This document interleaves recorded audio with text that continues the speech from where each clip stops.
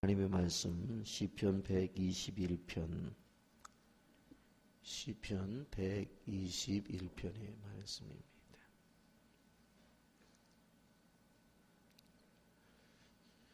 내가 산을 향하여 눈을 들리라. 나의 도움이 어디서 올까?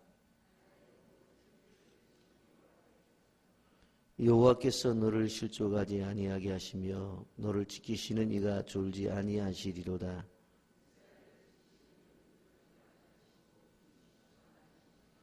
여호와는 너를 지키시는 이시라. 여호와께서 내 오른쪽에서 내 그늘이 되시나니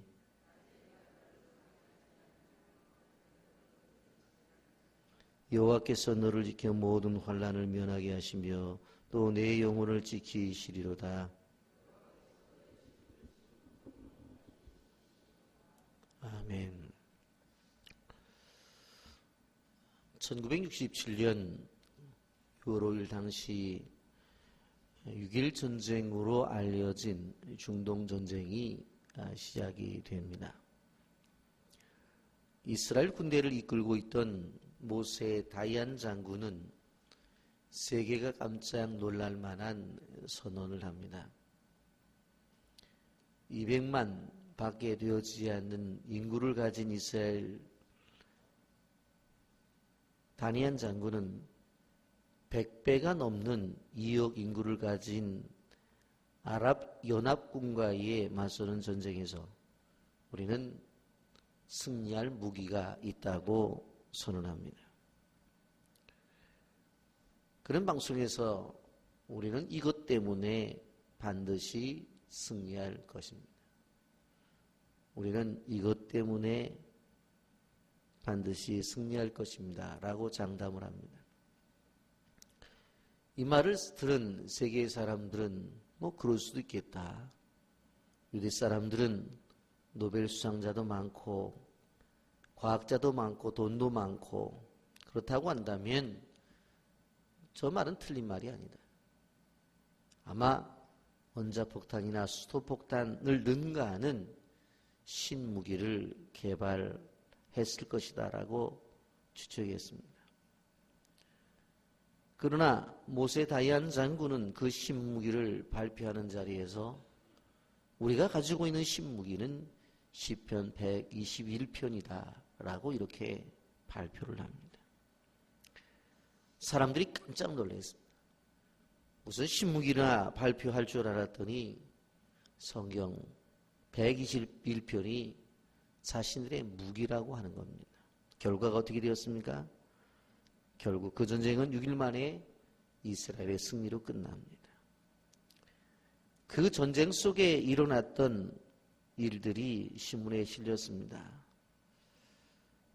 이스라엘 백성들이 하나님께서 어떻게 인도하시고 어떻게 축복을 받았는가. 전쟁에 나갔을 때에 어디선가 자신들의 군대를 향해서 들려오는 음성이 있었습니다. 나를 따르라. 나를 따르라. 그리고 전쟁에 나갔을 때에 하늘에서 불비가 내려서 적군의 진격을 막고 바로 그들이 올 수 없는 그러한 일도 경험을 합니다. 그리고 탱크 부대가 밀려오게 될 때에 어디선가 땅벌이 날라와서 그 탱크가 진격을 하지 못하도록 탱크에 그 대포, 포를 쏘는 그 안에까지 새카맣게 들어가서 움직이지 못하도록 하는 겁니다. 그리고 진군에 오던 바로 이 군대들이 그만 하늘에서 내려오는 허상을 보고 항복을 하는 일들, 수많은 일들이 벌어지게 됩니다. 그러한 경험을 한 이스라엘 백성들이 이것이 과연 하나님의 인도가 아니고는 우리가 이길 수가 없었다라고 고백을 하면서 정말 자신들의 무기는 다른 것이 아니라 시편 121편이다. 이렇게 고백을 한 것이 바로 1967년 바로 6월 5일에 벌어졌던 6.1 전쟁 속에서 나타난 일화입니다. 오늘 본문의 말씀은 이스라엘 백성들이 포로를 마치고 돌아오게 될 때에 멀고 험난한 자신들의 삶을 생각해 보면서 하나님의 도우심을 바라면서 쓴 시입니다. 그들이 광야를 지내게 될 때에 짐승의 공격이나 강도의 습격이나 질병이 올 수도 있고 여러 가지 어려움이 올 수도 있을 것을 예상합니다. 그래서 이 찬송시를 부르면서 그들은 돌아왔던 것입니다. 여러분, 오늘 이 말씀을 통해서 우리가 먼저 봐야 될 것은 우리가 바라봐야 될 바로 산성이 있다라고 하는 것입니다. 시편 120편에 나오는 바로 이 산은 바로 다른 산이 아닙니다. 시온산입니다. 하나님의 성산입니다. 따라서 내가 산을 향하여 눈을 들리라고 한다고 하는 것은 시온산을 향하여서 눈을 든다고 하는 것입니다. 왜냐하면 그 산성에 구원이 있기 때문에 그렇습니다. 시편 14편 7절 말씀입니다. 이스라엘의 구원이 시온에서 나오기를 원하는도다. 여호와께서 그의 백성을 포로된 곳에서 돌이키실 때에 야곱이 즐거워하고 이스라엘이 기뻐하리로다. 여러분, 이 세상에 태어나는 순간부터 우리 모두는 누군가의 도움을 받고 삽니다. 남에게 도움을 주기도 싫고 다른 사람에게 도움을 받기도 싫다고 하는 사람들이 혹간 있습니다만은 이 세상을 살아가면서 홀로 사는 사람은 없어요. 하나님께서 우리를 만드실 때 인간은 서로 도와주는 의존적 존재로 만들었습니다. 어렸을 때는 부모의 도움을 받고 학교에 들어가면 선생님의 도움을 받고 그리고 서로 간의 친구의 도움을 받고 그리고 친지의 도움을 받으면서 결혼하면 남편과 아내가 서로 도와가면서 나이가 들면 자녀들의 도움을 받으며 살아가는 게 우리의 인생입니다. 한마디로 말해서 세상은 더불어 사는 인생이라고 하는 것입니다. 그리고 더 한 걸음 더 나가서 우리는 하나님의 도움을 이미 받았으며 지금도 도움을 받고 있고 앞으로도 하나님의 도움을 받을 것입니다. 여러분, 하나님은 천지를 창조하셨고 그 천지 창조 속에 우리의 생명을 창조하신 분입니다. 그리고는 만드셨을 뿐만 아니라 이 세상에 우리에게 모든 것들을 준비하셔서 세상을 살도록 하셨습니다. 그런데 그 속에서 우리는 철저하게 하나님을 의지하며 살라고 그렇게 말씀하신 것을 들어야 됩니다. 시편 146편 3절부터 5절에 보면 귀인들을 의지하지 말며 도울 힘이 없는 인생도 의지하지 말지니 그의 호흡이 끊어지면 흙으로 돌아가서 그날에 그의 생각이 소멸하리로다. 야곱의 하나님을 자기의 도움으로 삼으며 여호와 자기 하나님에게 자기의 소망을 두는 자는 복이 있도다. 이렇게 말씀했습니다. 한마디로 세상을 살아가면서 도움을 받고 살아가는 것 사실이, 그러나 바로 그 도움 속에는 한계가 있다라고 하는 것입니다. 병원에 가서 진료를 받지만 의사가 우리를 치료하는데도 한계가 있는 거예요. 여러분, 부모가 자식을 낳아서 키우지만 부모가 자식을 도와주는데도 한계가 있는 거예요.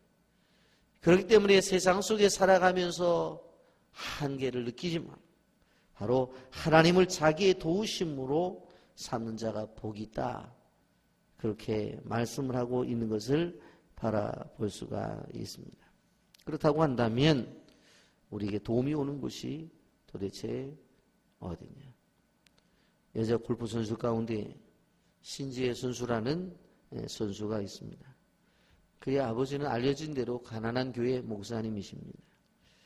다른 선수들에게 좋은 환경에서 골프를 훈련받지 못했습니다만은 세계를 흔드는 골프 선수가 되었습니다. 그런데 바로 이 딸에게 늘 주장했던 것은 무엇인가 하면 하나님께 전화를 가면 하나님께서 응답을 주신다고 가르쳤어요. 그 번호를 이 딸에게 가르쳐 주기를 바로 24국에 4110이라고 하는 전화번호가 있다고 그렇게 가르치면서 늘 이것을 주장해 왔어요. 그것이 무엇입니까? 이사는 이사야 서고 4110은 41장 10절입니다. 두려워하지 말라. 내가 너와 함께함이라. 놀라지 말라. 나는 내 하나님이 됨이라. 내가 너를 굳세게 하리라. 참으로 너를 도와주리라. 참으로 나의 의로운 오른손으로 너를 붙들리리라. 여러분, 어느 이름 있는 큰 병원 수술을 하는 그러한 병원에서 수술을 잘하기로 이름난 명의가 있었습니다. 그 의사는 수술실에 들어가기 전에 잠시 혼자만의 시간을 갖곤 했습니다. 늘 수술의 성공을 이루는 그 의사를 바라보면서 후배 의사들이 생각을 했습니다. 어떻게 저렇게 수술을 잘할까? 그런데 다른 선생님들은 수술하기 전에 다른 인턴들을 모아놓고 설명을 하고 또 다른 의사들과 서로 협진을 하면서 이야기를 하는데 이 선생님은 수술 전에 혼자서 조용히 있는 거예요. 그래서 그의 후배들이 물어봤습니다. 선생님은 도대체 수술 전에 은밀한 시간을 조용히 갔는데 무슨 생각을 하십니까? 그분이 그렇게 대답을 했습니다. 나는 수술하기 전에 어떠한 의사보다 더 위대한 의사이신 하나님께 바로 내 손을 인도해달라고 기도를 한다네. 그래서 나는 수술할 때마다 하나님의 인도하심을 받는다네. 나는 하나님의 인도하심이 없이 수술을 해본 적이 한 번도 없다네. 주변의 사람들이 그렇구나. 하나님의 도우심 속에 저렇게 수술을 잘 할 수 있구나. 그렇게 했다는 이야기입니다. 오늘 성경은 어느 때나 언제든지 지켜주신다고 합니다. 성경 분명히 말씀하고 있는 것을 바라볼 수가 있습니다. 4절에 이스라엘을 지키시는 이는 졸지도 아니하시고 주무시지도 아니하시리로다. 자, 시간적으로 볼 때는 졸지도 않고 주무시지도 않는다고 하는 것은 뭐예요? 밤을 새우신다는 거예요. 그리고 여기에 보면 뭐라고 말씀하고 있어요? 5절에 여호와는 너를 지키시는 이시라. 여호와께서 내 오른쪽에서 내 그늘이 되시나니. 그랬어. 오른쪽에. 그럼 왼쪽도 지켜주시는 거예요.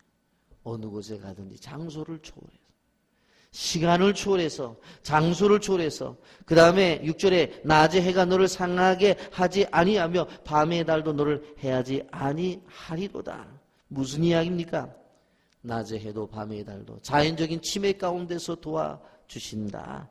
그러면서 7절에 결론적인 말씀을 주시는 게 뭐예요? 여호와께서 너를 지켜 모든 환난을 면케 하신다.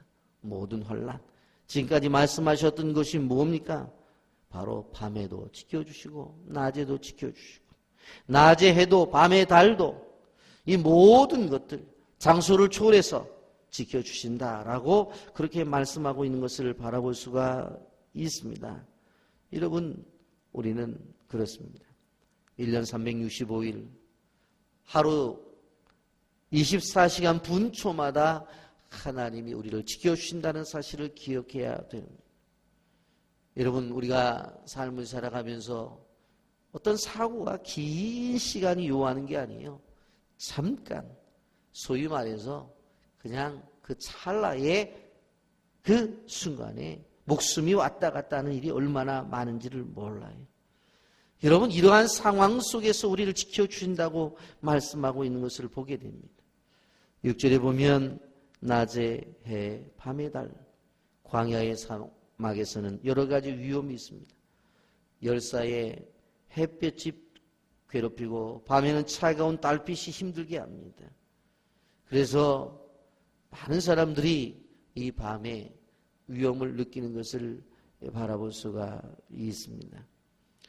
여러분, 팔레스틴 지역의 해와 달에 바로 해는 그 지역을 사는 사람들에게 공포인 것입니다. 여러분, 낮은 강하게 내려지는 햇빛 때문에 샘의 근원이 마르고 열사병으로 죽을 수밖에 없습니다. 숨이 막혀서 즉사하거나 바로 사막의 여행자들은 일사병을 가장 무서워하는 것을 볼 수가 있습니다.